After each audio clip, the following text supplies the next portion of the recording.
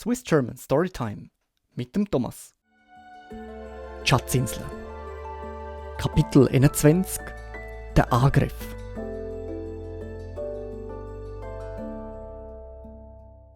Sobald der Silva verschwunden ist, hat sich der Kapitän, der ihn scharf beobachtet hat, im Inneren vom Haus zugewendet und hat keinen einzigen von uns außer dem Gray auf seinem Posten gefunden.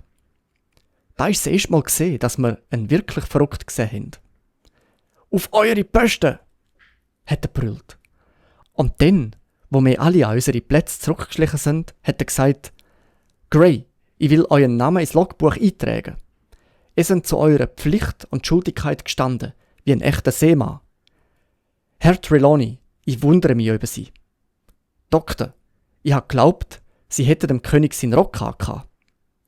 Wenn Sie auf diese Art und Weise bei Fontenay Ihren Dienst tun haben, so wären Sie besser in Ihrem Bett geblieben.» Wir von der Wache vom Doktor sind alle wieder an unserer Schussscharte gestanden. Die anderen haben zügig die überzähligen Musketen geladen und jeder hat, wie man sich denken kann, einen roten Kopf und einen Floh im Ohr gehabt, wie man zu sagen pflegt. Der Kapitän hat eine Weile schweigend zugeschaut. Dann hat er das Wort genommen und gesagt: «Jungs, ich habe dem Silver eine Breitseite gegeben. Ich habe absichtlich mit Brandkugeln geschossen und bevor er Stand offen ist, werden sie versuchen zu entern, wie er ganz richtig gesagt hat. An die Zahl sind sie uns überlegen, da muss ich euch nichts sagen. Aber wir fechten in Deckung. Und vor einer Minute hätte ich noch zu euch gesagt, wir fechten mit Manneszucht. Ich habe nicht den geringsten Zweifel daran, dass wir sie verdreschen können, wenn ihr nur wollt.» Darauf hat er die Runde gemacht und gesehen, dass alles zum Gefecht klar war.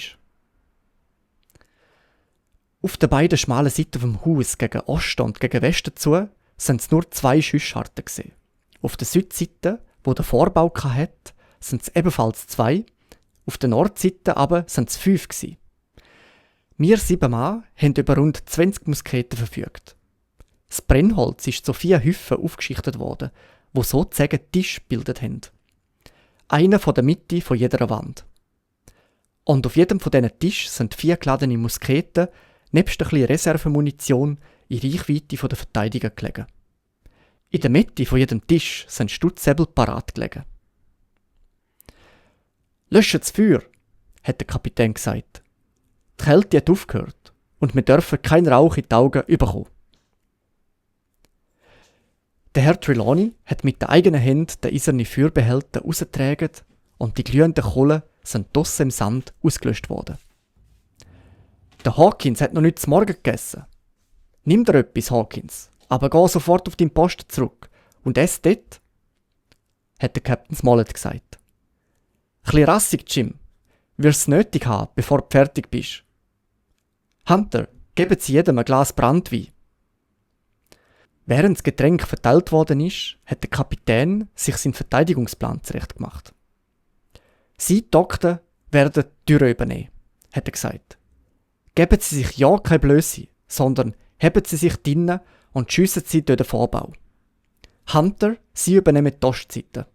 Joyce, mein Mann, Sie kommen hierher gegen Westen. Herr Trelawney, Sie sind der beste Schütze. Sie und der Gray werden die lange Nordseite übernehmen, mit den 5 Schussscharten. Auf dieser Seite ist Gefahr. Wenn Sie an uns herkommen könnten und durch unsere eigenen Schussscharten auf uns schiessen würden, dann sähe die Sache für uns dreckig aus. Hawkins, du und ich, wir können als Schützen nicht sehr in Betracht. Wir werden die abgeschossenen Musketen nachladen und überall zur Hand gehen, wo es nötig ist.» Die Kälte hat aufgehört, wie es der Kapitän gesagt hat. Sobald die Sonne über den Gipfel der Waldbäume übergeklettert war, hat sie mit aller Macht auf die Lichtung gestrahlt und hat ihm nur Nebeldünst geschluckt. Bald ist der Sand glühend heiß gewesen und das Harz im Holz vom Blockhaus hat angefangen zu schmelzen. Jacken und Röcke sind abgeworfen worden, Temper am Hals aufgemacht und die Ärmel bis an die Achseln aufgestreift.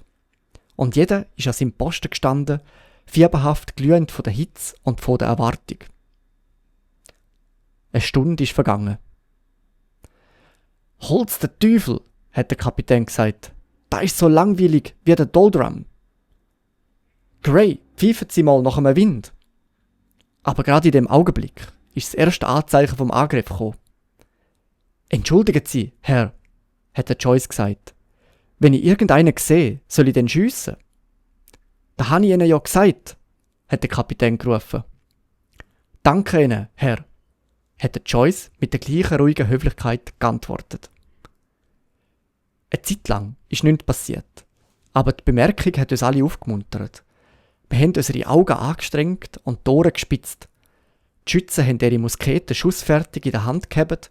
Der Kapitän ist mit sehr fest geschlossenen Lippen und gerunzelter Stirn mitten im Blockhaus gestanden. So sind einige Sekunden vergangen. Da hat der Joyce auf einmal seine Musketen angelegt und geschossen. Der Knall ist noch nicht verklungen gesehen, so hat schon von außen eine rollende Salve geantwortet. Schuss ist auf Schuss gefolgt, wie Wildgänse in ihrem Flug, von allen Seiten der Palisade. Mehrere Kugeln haben das Blockhaus getroffen, aber keine einzige ist durch die Wände gedrungen. Und wo der Rauch sich wieder verzogen hat, hat die Empfehlung mit dem Wald ringsum so ruhig und leer ausgesehen wie vorne. Kein Busch hat sich bewegt, kein Aufblitzen von einem Musketenlauf hat die Anwesenheit von unserer Finde verraten. «Haben Sie euren Mann getroffen?» hat der Kapitän gefragt. «Nein, Herr», hat der Joyce geantwortet. «Ich glaube nicht.» «Wenigstens gut, dass Sie die Wahrheit sagen», hat der Kapitän Smollett gemurmelt. «Lasst Sie das Gewehr, Hawkins. Wie viel sind Ihrer Meinung nach auf Ihrer Seite, Doktor?» «Das kann ich ganz genau sagen», hat der Dr. Livesey gesagt. «Auf dieser Seite sind 3 Schüsse abgeführt worden. Ich habe es 3-mal aufblitzen gesehen. 2 Blitze sind nahe beieinander gesehen, der 3. ist dort gegen Westen zugesehen.» «3», hat der Kapitän gesagt. «Und wie viel auf Ihrer Seite, Herr Trelawney?»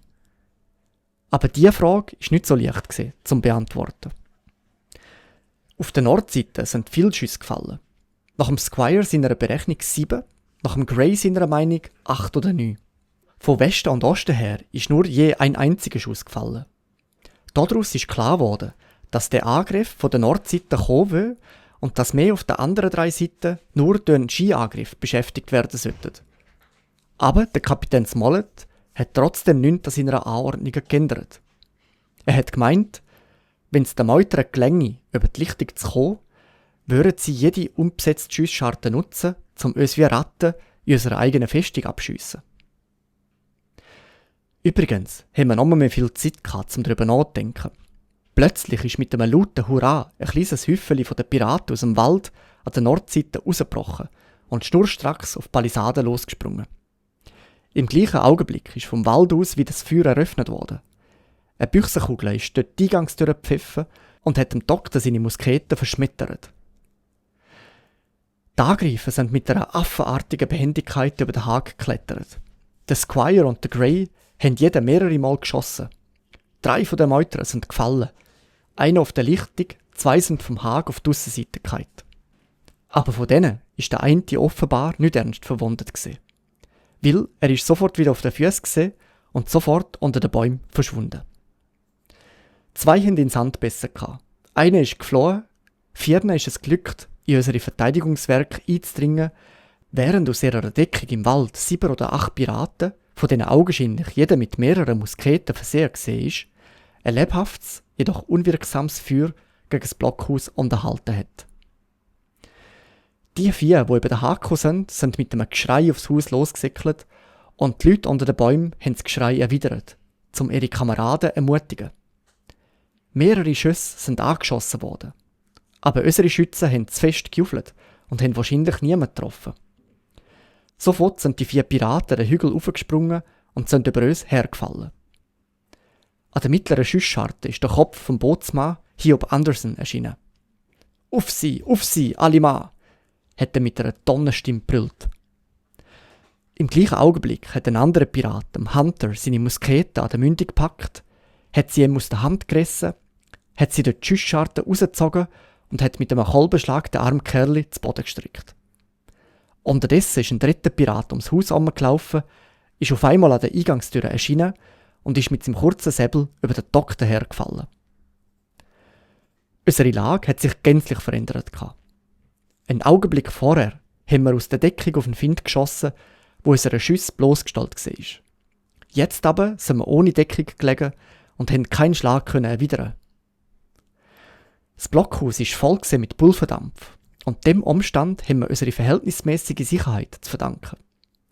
Geschrei und Getümmel, Aufblitzen und Knall von Pistolenschüssen und ein lautes Stöhnen sind mir in die Ohren geklungen. «Schnell, Jungs! Packt sie draussen an! Nehmt eure Säbel!» hat der Kapitän gerufen. Ich habe einen Stutzsäbel vom Haufen gegriffen und habe dabei von einem anderen, der gleichzeitig nach einer Waffe gegriffen hat, einen Schnitt über die Fingerknöchel bekommen, den ich aber kaum gespürt habe. Ich bin aus der Tür in hellen Sonnenschein rausgesprungen. Irgendeiner ist nahe hinter mir gesprungen. Ich habe nicht gewusst, wer. Gerade vor mir hat der Doktor seinen Angreifer den Berg aber verfolgt. Gerade als ich hergeschaut habe, hat er ihm die Parade durchschlagen und der Mann ist mit einer grossen, klaffenden Wunde über das ganze Gesicht zu Boden gefallen und hat alle Viere vor sich gestreckt. «Ums Haus herum, Jungs, ums Haus herum!» hat der Kapitän geschrauen und ich habe trotz dem Getümmel gemerkt, dass seine Stimme einen komischen Klang hatte. Mechanisch habe ich gefolgt, habe mich gegen Osten gewendet und bin mit geschwungenem Säbel ums Eck vom Haus gelaufen. Im nächsten Augenblick habe ich vor mir den Anderson gesehen. Er hat laut aufgebrüllt und seine Klinge, die er über dem Kopf geschwungen hat in der Sonne geblitzt. Ich hatte keine Zeit, Angst zu haben. Wo aber der Schlag nicht sofort gefallen ist, bin ich sofort auf die Seite gekumpelt, beim losen Sand ausgerutscht und den Abhang runtergerollt. Als ich aus der Tür rausgesprungen war, sind die anderen Meuterer schon die Palisaden raufgeklettert, um uns den Gar auszumachen. Einer von ihnen, ein Bursch mit einer roten Nachtkappe auf dem Kopf, wo seinen Stutzsäbel zwischen den Zehen gehabt hat, ist sogar schon oben gesehen und hat das eine Bein auf der Innenseite gehabt. Alles ist so ungeheuer schnell gegangen, dass sich alles noch in der gleichen Stellung befunden hat, wo ich wieder auf meinen Füßen war. Der Kerl mit der roten Nachtkappe ist immer noch nur halb über dem Haken gesehen und ein anderer hat gerade seinen Kopf über die Palisade gestreckt. Unterdessen, in dem Moment, ist der Kampf vorbei gewesen und der Sieg ist uns gesehen. Der Gray, der mir auf dem Fuß gefolgt war, hat den grossen Bootsmann niedergeschlagen, bevor der Zeit hatte, seine Klinge wieder aufzubringen. Ein anderer Pirat ist an einer Schussscharte erschossen worden, wo er gerade ins Blockhaus hineingeschossen hat. Er ist im Todeskampf gelegen, die rauchende Pistole noch in der Hand. Ein dritter hat der Doktor, wie ich gesehen habe, mit einem Hieb niedergestreckt. Von diesen 4, die über die Palisade geklettert sind, ist nur ein einziger übrig geblieben. Und der seinen Säbel verloren hat, ist jetzt in Todesangst wieder über die Pföhle geklettert. «Schiesset! Schiesset aus dem Haus raus!» hat der Doktor gerufen. «Und Jungs, zurück in die Deckung!» Aber seine Worte sind nicht beachtet worden. Es ist kein Schuss abgegeben worden und der letzte Angreifer ist entkommen und mit den übrigen im Wald verschwunden. Binnen 3 Sekunden sind von den Angreifern nur die 5 Gefallenen zurückgeblieben. 4 auf der Innenseite, einer auf der Aussenseite der Palisade. Der Doktor, der Gray und ich sind in vollem Lauf zum Blockhaus gesprungen, zum Deckung suchen. Die Überlebenden mussten bald wieder unter den Bäumen sehen, wo sie ihre Musketen zurückgelassen haben. Und das Feuer hat jeden Augenblick wieder eröffnet werden. Der Rauch hat sich inzwischen aus dem Blockhaus einigermaßen verzogen. Und wir haben auf den ersten Blick gesehen, welchen Preis wir für den Sieg gezahlt haben. Der Hunter ist betäubt neben seiner Schussscharte gelegen. Der Joyce ist bei seiner gelegen. Er ist durch den Kopf geschossen gesehen und hat sich nochmal mehr bewegt. In der Mitte vom Raum hat der Squire den Kapitän gestützt. Einer ist so bleich gewesen wie der andere. Der Kapitän ist verwundet, hat der Herr Trelawney gesagt. Sind sie weg? Hat der Smollett gefragt.